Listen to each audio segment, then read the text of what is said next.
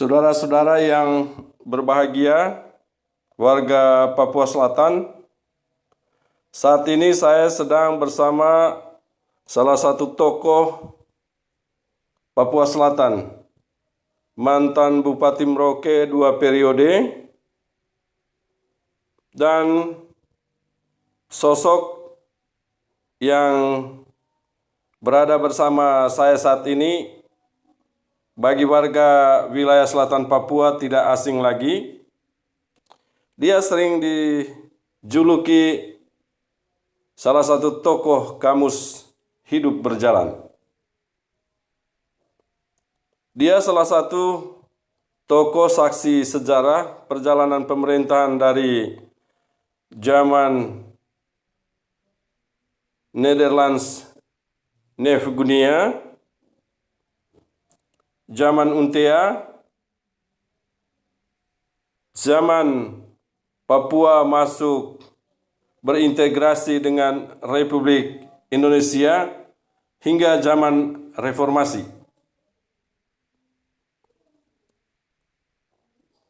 Bahkan sosok yang kita kenal ini, dia sangat memahami seluruh wilayah adat di wilayah selatan Papua. Selamat pagi, Bapak Johannes Glubagepse. Harapan masyarakat wilayah Papua Selatan yang hendak menghadirkan Provinsi Papua Selatan. Bapak John, bisa cerita apakah perjuangan Provinsi Papua Selatan ini sedang mulai atau memang dari awal dalam sejarah ya Bapak John, dari zaman Belanda sampai zaman Untea itu memang sudah ada dalam perjalanan sejarah, sehingga sebenarnya itu saat ini tokoh wilayah selatan Papua, katakanlah sekarang 4 kabupaten wilayah selatan itu, mereka tinggal memperjuangkan finalisasi dari perjalanan sejarah itu, Bapak John. Bapak John bisa cerita santai saja, Bapak John. Terima kasih, selamat pagi Bapak John. Ya, saudara-saudariku, seluruh warga penghuni Tanah Marin, Ya, maupun baik Malin Danem, ya, dan Malin Puaneng yang bersatu raga, bersatu jiwa untuk hidup ya bersama-sama membangun di satu pijakan, yaitu Tanah Marin yang berwilayah dari Kondo sampai di Gul. Tetapi dalam konteks Provinsi Papua Selatan itu di pesisir ini mulai dari Nakai sampai di Kondo. di Kondo. Ya. Ya. Lalu dari pesisir pantai itu sampai ke Syuru-Syuru, dan ada satu kampung lagi Kenyam. di Kenyam, lalu Korowai Kombai sampai ke masyarakat Waroko di Gunung Koreom. Koreom ya. Dan berbatasan dengan wilayah PNJ. Ya, di wilayah PNJ antara suku Marin di pesisir, lalu ada suku Kanom ya di beberapa kampung, lalu juga Yenan, lalu Bian, ya. lalu Muyu yang berada di daerah garis batas negara antar PNJ dan Republik Indonesia. Ya, cerita ini bisa terlalu panjang, tapi cerita singkatnya begini. Saya mulai dengan firman Tuhan ya. Kalau kita mulai di kitab Kejadian Ya, ya, Kitab ya. Kejadian itu pada mulanya adalah sabda dan sabda itu baik adanya. baik adanya. Ya. Ada siang, ada malam dan segala macam, semua itu dikunci dengan kata semua itu baik adanya.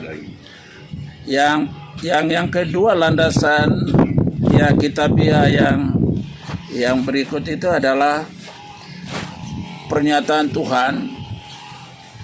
Maka aku akan menanam mereka di tanah mereka dan mereka tidak akan dicabut lagi dari tanah yang telah kuberikan kepada mereka. Ya, ya. Kalau Berarti warga masyarakat wilayah selatan ini, Bapak John, berarti setelah artinya kalau kita kaitkan dengan firman itu kan apa yang sudah disabdakan Allah itu dan semua baik adanya. ya, Apa itu yang dimaksudkan? itu yang saya maksud bahwa tanah Papua Selatan atau kawasan Papua Selatan dengan luas 119.749 km persegi itu adalah rahmat. Itu rahmat. Ya.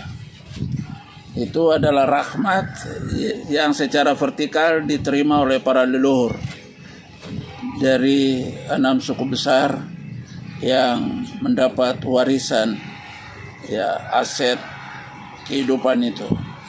Untuk wilayah selatan untuk Papua. wilayah selatan Jadi mulai Papua dari Nakai Selatan. sampai Kondo tadi itu Bapak. Ya, jadi ada 119.749 km persegi. Ya. Jadi wilayah itu menjadi gabungan cakupan tanah ulayat dari suku Marin. Marin ini ada beberapa rumpun lagi gitu. Ya.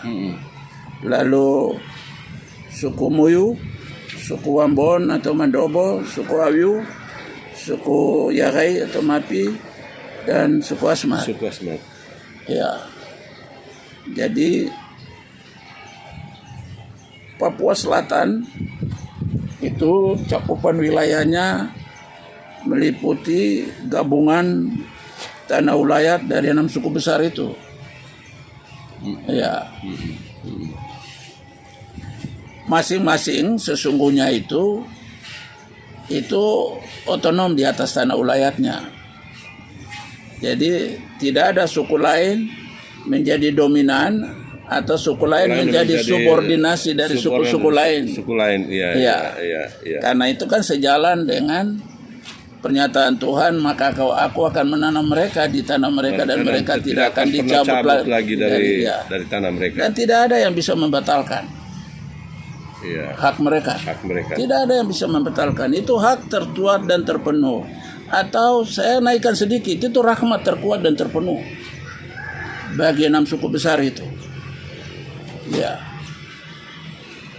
Nah, karena ini hak yang menjadi prerogatif rahmat Allah untuk mereka, ya 6 suku itu, sehingga Undang-Undang Dasar Negara Republik Indonesia itu mengakomodir di dalam 3 pasal Undang-Undang Dasar 45. Pertama itu di pasal 18B ayat kedua. Negara mengakui dan menghormati kesatuan-kesatuan masyarakat hukum adat beserta hak tradisionalnya sepanjang masih hidup dan sesuai dengan perkembangan masyarakat dan prinsip Negara Kesatuan Republik Indonesia yang diatur dengan undang-undang. Ya, lalu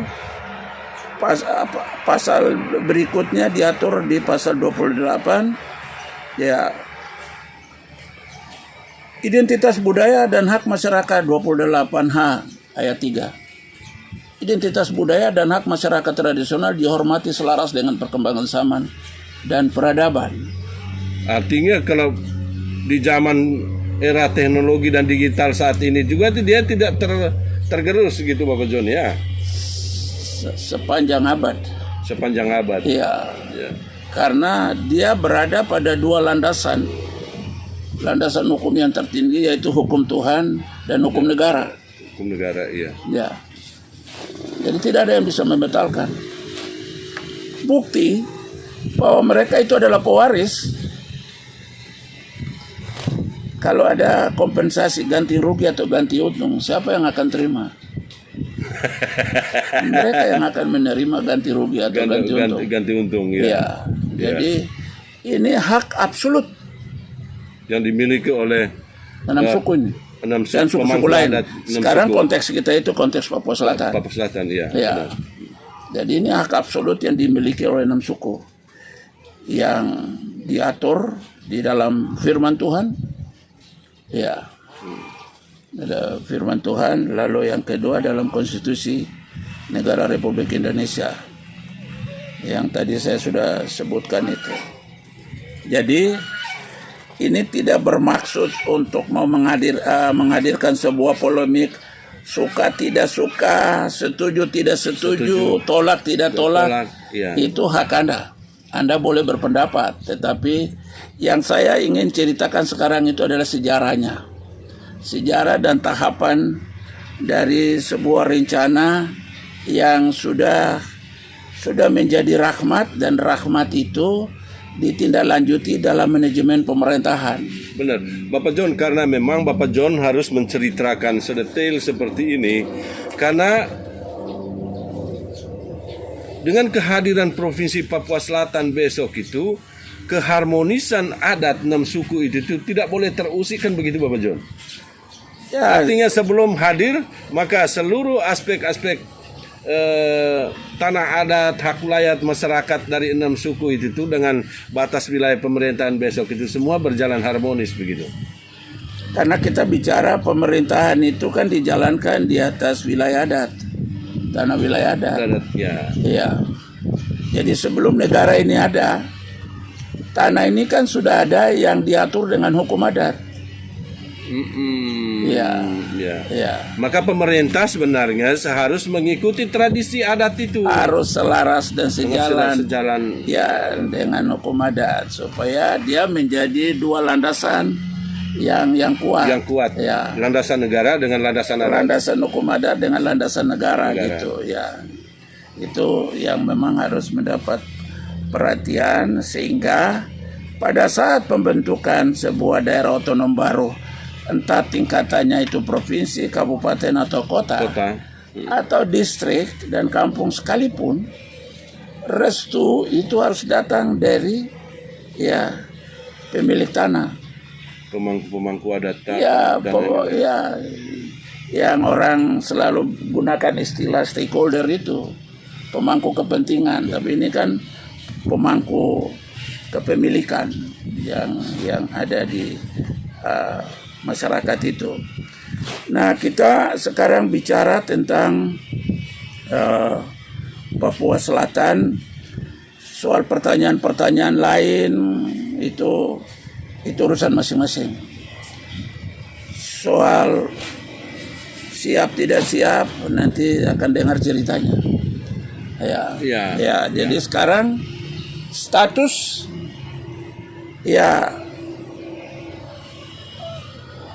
usulan DOB itu daerah otonom baru Provinsi Papua Selatan dengan cakupan wilayahnya itu sudah pada tingkatan RUU. Jadi sudah dirancangan undang-undang nih Bapak? Ya, ini kan dokumennya. Ya. 65 RUU tentang pembentukan provinsi, kabupaten, kota. Bapak John dapat dari mana ini? Ya memang saya lah narasumber pertama kok. Ya benar. Pejuang Bapak pertama. jangan lupa. Benar, pejuang pertama untuk menghadirkan Provinsi Papua Selatan dari 15 tahun lalu Bapak John. Ya itu bukan 15, dari tahun 2002. 2002 ya. Coba bayangkan sudah 19 tahun ini, mau sampai 19 tahun. Jadi belum jadi juga. Belum. Tapi rupanya tunggu para ininya, suhunya barangkali. Bukan soal itu, tetapi kan ada sejumlah catatan perkembangan dari kondisi negara gitu. Karena pembentukan daerah ini kan tidak terlepas dari kebijakan pemerintah pusat. Ya, jadi itu yang nanti saya ceritakan gitu. Jadi untuk seluruh masyarakat di Papua Selatan di 4 kabupaten ini, saya ada yang dulu kita bersama-sama berjuang dari 2002 itu pasti sudah mengetahui.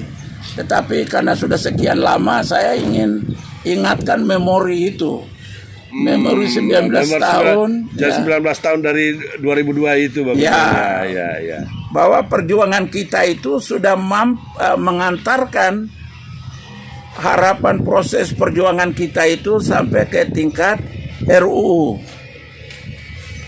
Benar. Jadi perjuangan dari 6 suku besar ini sudah mengantarkan Provinsi Papua Selatan, Kota Merauke, Muyu, Admi Korbai, Muara Digul itu sampai ke tahapan RUU. Bukti RUU-nya ini ada di sini dokumennya, yang dikeluarkan oleh Dewan Pertimbangan Otonomi Daerah. Ya. Ini laporan Menteri Dalam Negeri Republik Indonesia selaku Sekretaris Dewan Pertimbangan Otonomi Daerah pada sidang DPOD atau Dewan Pertimbangan Otonomi Daerah di Jakarta pada tanggal 19 Februari 2016. Jadi penetapan status 87 RUU termasuk kita punya yang 8 ini. Kita punya yang 8 itu adalah Kota Merauke dengan cakupan wilayah untuk memenuhi syarat cakupan wilayah, yaitu Kota Merauke, Muyu, Admi Korbai, dan Muara Digul. Ya, jadi kalau kita gabung dengan kabupaten yang sudah ada, yaitu Merauke, Mapi, Bovendigul, dan Asma Tempat, tambah lagi dengan yang 4 ini lagi, berarti kan sudah 8. Sudah 8 tambah 4, Bapak John. Bukan, jadi 4 yang induk dengan tambahan pemekaran, yaitu Kota Merauke, Muyu, Admi Korbai, dan Muara Digul. 8 kabupaten. Jadi ketentuan peraturan pemerintah 128 tahun 2007 yang harus memiliki 5 kabupaten kota itu sudah terlampaui. Bapak John, berarti benar yang mereka bilang ini adalah 17 Juli yang mendatang ini Provinsi Papua Selatan itu sudah terbentuk. Apakah berkaitan dengan, karena memang data-data ini sudah ada dan apalagi sudah masuk dalam RUU, Bapak John? Ingat, ini dokumen negara. Ini dokumen negara. Dokumen negara yang tinggal satu tahap lagi. Ada 2 hal yang kita harus perjuangkan. Apa itu? Karena tertundanya 87 DOB itu karena pemerintah mengeluarkan moratorium. Moratorium itu berarti penundaan sementara. Ya. Jadi kalau kita mau supaya ini keluar, ada memang syarat terbatas karena pemerintah tidak mau buka keran ini seluas-luasnya karena nanti juga kewalahan, ada banjir tuntutan yang akan datang. Kenapa cuma Papua Selatan? Memang kondisi saat ini itu seperti menjadi catatan yang sedikit menguntungkan Papua untuk bisa merealisasikan 87 dengan tambahan berikutnya masih banyak. Iya. Dan selain itu Bapak John, kalau kita mengacu kepada perjuangan pemekaran Provinsi Papua Selatan dari 2002, itu kan belum terjadi moratorium waktu itu. Nah, artinya kalau kita telisik dari situ ya, dan sampai sekarang seharusnya Provinsi Papua Selatan dia tidak masuk di dalam moratorium. Kalau kita lihat secara jernih gitu Bapak John. Moratorium itu berlaku nasional.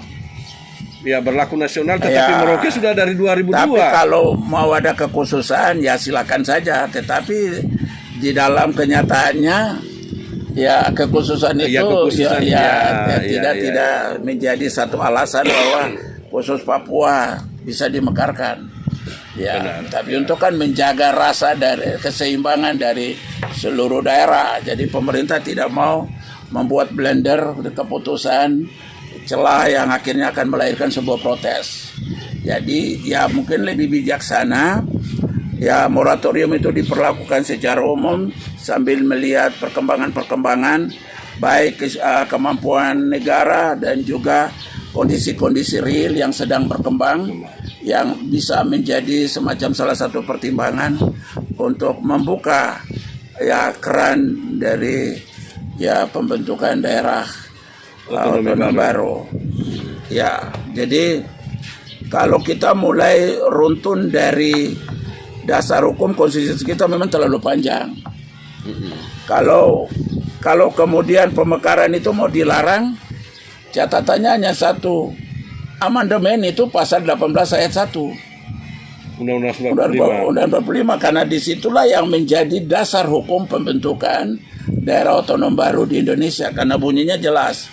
Negara Kesatuan Republik Indonesia dibagi atas daerah-daerah kabupaten dan daerah kabupaten dibagi Negara Kesatuan Republik Indonesia dibagi atas ya daerah-daerah provinsi dan daerah provinsi dibagi atas kabupaten dan kota yang tiap-tiap provinsi kabupaten dan kota mempunyai pemerintahan daerah yang dibentuk dengan undang-undang.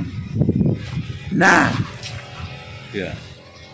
kaitan legalitas formalnya itulah yang menjadi dasar bahwa sebelum sampai pembentukan ada proses yang dijalankan oleh daerah-daerah pengusul lalu dibahas di DPR, di Komisi 2 DPR RI dan juga Komite 1 DPD RI dan Kementerian Dalam Negeri ya termasuk koordinator Menko koordinator yaitu Menko Polhukam. Dan juga ini ada kaitan dengan Menko Perekonomian karena ini menyangkut keuangan. Ya, jadi ya seluruh instansi lembaga negara ini juga memiliki satu kompetensi kewenangan ya di dalam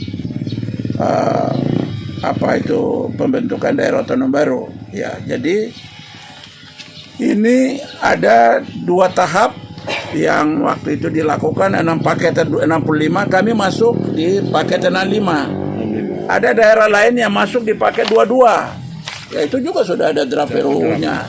Ya itu 22, ada Papua lain juga ada di situ gitu. Jadi ada 87 yang sedang membuka pemerintah membuka ya keran moratorium ini yang tadi sudah dikunci, kerannya harus dibuka. Supaya dengan dasar dibukanya moratorium itu menjadi dasar untuk ditingkatkan ke pembahasan 87 RUU ini menjadi undang-undang. Ya. Dan ada catatan yang saya mau kasih tahu kepada masyarakat. Dulu itu pembentukan daerah otonom baru itu dibahas di DPR RI. Tapi sekarang kewenangan itu sudah diserahkan ke pemerintah. Jadi sekarang pemerintah yang punya ya kaitan tugas untuk merealisasikan 87 kalau mau khusus Papua punya itu yang tertampung di 65 rancangan undang-undang itu. Ya.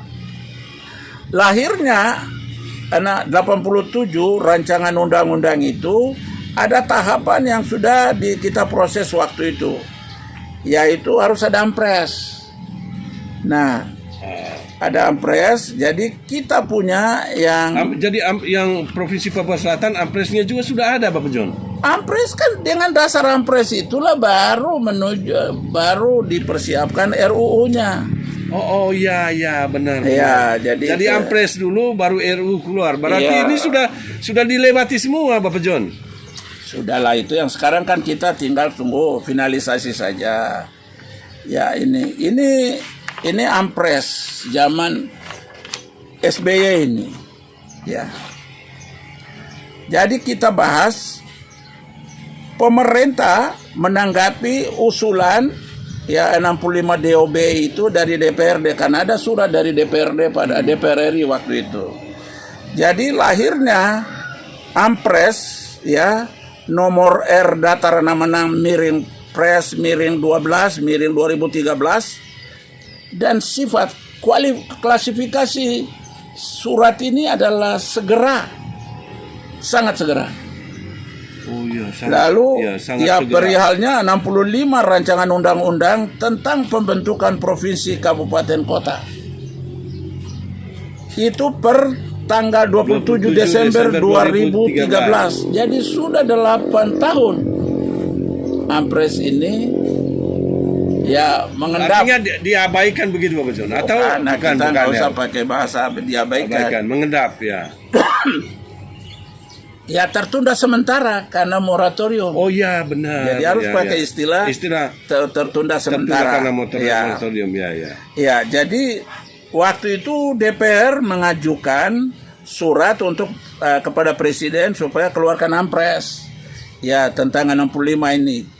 Jadi makanya ada surat dari Presiden pada saat itu menunjuk surat Ketua Dewan Perwakilan Rakyat Republik Indonesia nomor LG miring 11.230 miring DPR miring DPR RI miring 10 Romawi miring 2013 tanggal 29 Oktober 2013 hal penyampaian 65 RUU tentang pembentukan provinsi, kabupaten, kota, yaitu yang ada 65 itu. Ya, jadi lalu Presiden menanggapi merespons itu per 27 Desember 2013 dengan nomor surat 66 miring Pres miring 12 dari 2013. Saudara-saudara, seluruh masyarakat Papua Selatan. Jadi tahapan kita ini bukan usulan baru. Saya ulangi lagi. Ini bukan usulan baru.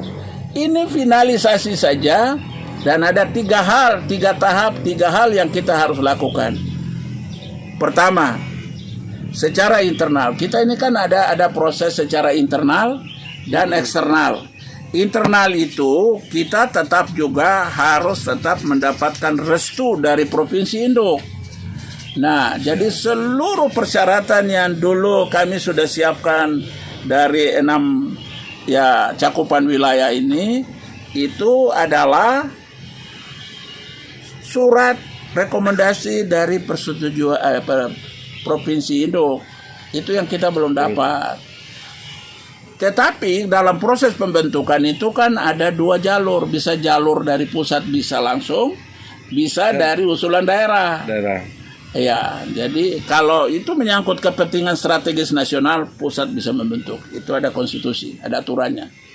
Ya, tetapi kalau mau normal berarti usulan dari bawah, lalu secara hierarkis dia naik ke provinsi, dari provinsi ke pusat, dan di pusat kan ada beberapa lembaga yang berkompeten untuk memproses ini. Jadi saya kasih tahu untuk masyarakat semua, jangan sampai ada pandangan baru bahwa kita baru mau usul baru. Tidak. Barang ini final, tinggal saja RUU-nya sudah ada ini. 65 RUU itu sudah ada. 65 RUU itu muncul karena ada Ampres dari Presiden Republik Indonesia waktu itu Bapak Haji Susilo Bambang Yudhoyono per 27 Desember tahun 2013. Bapak, jadi kekhawatiran sebenarnya itu tim sekarang kesannya itu dengan membuka sekretariat itu kan itu seolah-olah mempersiapkan data-data atau persyaratan-persyaratan baru, padahal legalitas barangnya sudah ada di sini. Lihat sekretariat bersama itu. Sekretariat bersama itu dia sudah kerja mulai dari tahun 2000 sampai sekarang papan itu belum dicabut. Iya. Ini tinggal koordinasi saja. Seluruh bahan ini saya udah serahkan. Terakhir waktu kita bertemu dengan Bupati Freddy di Gedung Negara, dan waktu itu Kabak Hukum masih Yosef Gepse, dan juga ke Budika atau Bambang di bagian pemerintahan. Semua dokumen ini saya sudah serahkan, termasuk peta. Berarti Bapak John, dan persiapan dari dulu itu berarti termasuk batas-batas wilayah adat tadi itu. Nanti saya cerita. Ya, jadi pertama kita harus tetap kulonuwun ke Provinsi Induk. Karena itu satu-satunya surat yang belum kita peroleh pada saat itu. Karena ada catatan saya waktu saya paparan di komentar dan catatan kritis. Di sini ada surat saya, surat itu apa dokumen yang kita paparkan itu pertanggal saya paparkan ini di Jakarta.